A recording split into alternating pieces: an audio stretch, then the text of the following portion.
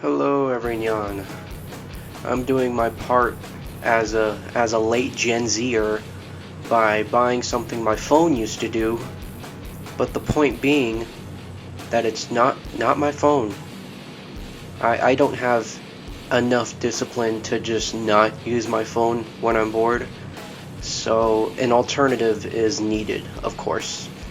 And I decided on a handheld emulator, that being the Anbernic RG35xxSP, which will just be called, I don't know, the 35. I'll just call it the 35 from here on out because I'm not repeating that. This is a really good form factor for portability, and the clamshell just adds another form of protection for both the screen and the buttons. So this being at the bottom of a bag or in a pocket has zero problems. This is the main feature I'm trying to get out of this device. I could have gotten something like the 35xx, but for almost the same controller size and form, the SP tucks away into a 3-inch and like a 1-inch and a bit more thick square. While I would not say thin enough for some tight pants, this fits in a bag very well. And if you got that shit on, these fit well into oversized camouflage pants. Software and its issues. So fresh out of the box, the Anbernic software is, different. The stock OS is kitsch. This is what I would say. I saw no real use in it. I mainly bought it for the alternative operating system. After a lot of heavy thinking and pondering, I just picked the most popular OS on the Anbernic subreddit, Moo OS, short for Mustard OS. Since this is Linux based, there's no real jailbreak method. It's just as simple as flashing the software onto the SD card and rebooting the system. I certainly remember my time modding PSP and iPods. There's always some weird method with multiple layers to it. This is super easy. Not saying Moo OS is flawless though. There is a large problem I came across with Moo OS. For my first install, I had problems with the clamshell sleep function and having issues with how Moo OS handles power and sleep functions. With how they overlay, they can completely corrupt your Moo OS install. It's not some unknown boogeyman, though I recommend doing this to keep your system safe. Do not close without powering off, and not until both the backlight and power light turn off. Only use the power button to power on. Use the power option on the menu interface to turn off the device. Charge with the screen open. Charging turns the screen on and takes it out of sleep mode, and with the screen closed it overrides that function, thus making the issue. Considering the SP is the only console with a clamshell, it makes sense as to why the Moo OS has such a problem with the sleep and power functions. I don't know if in the most recent update this problem has been fixed or not, but I really recommend having that and having backups of your game saves and everything, just due to that. But other than that, Moo OS is very stable. I would imagine the SP is just a standout from other players, and that's why it has so many issues.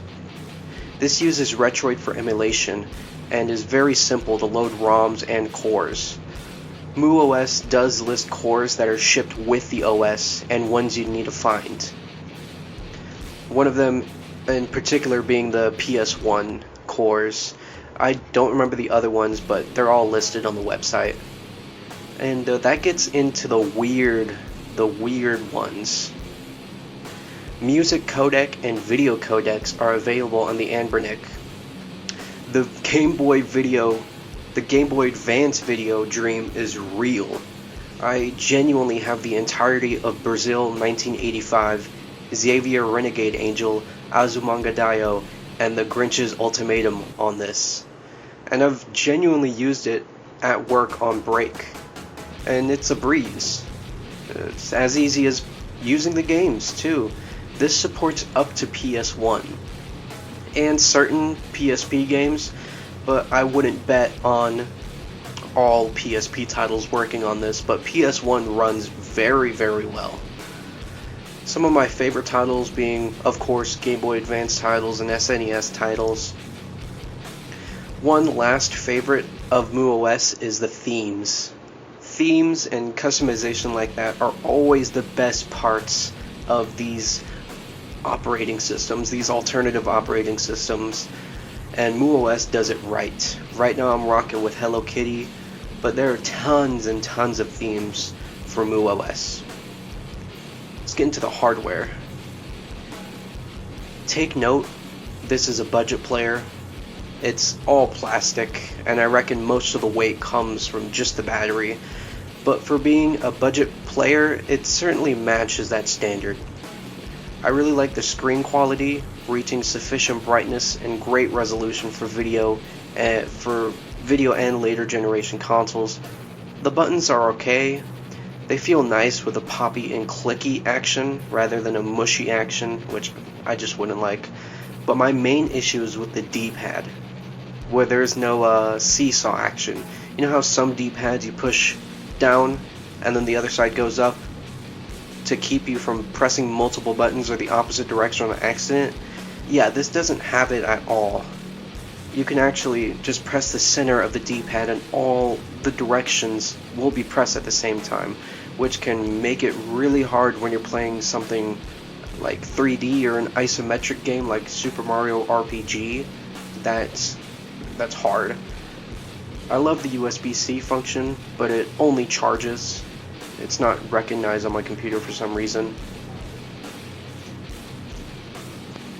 And it has a headphone jack, which is like surprising. It's not actually. It's okay. I would only use it for earbuds. They can't really push headphones that well. Another thing, I would not recommend the SD card that it comes with. Especially to put the operating system onto. Maybe you'd be lucky to put your ROMs on that. I just wouldn't recommend that SD card to use.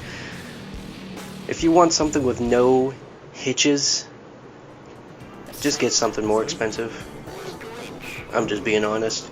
For the price point, it's good. I like it. It's fun. Super easy to mod with tons of customizability and multimedia function. Why not? I mean, why not? It's so much fun. Alright, cool.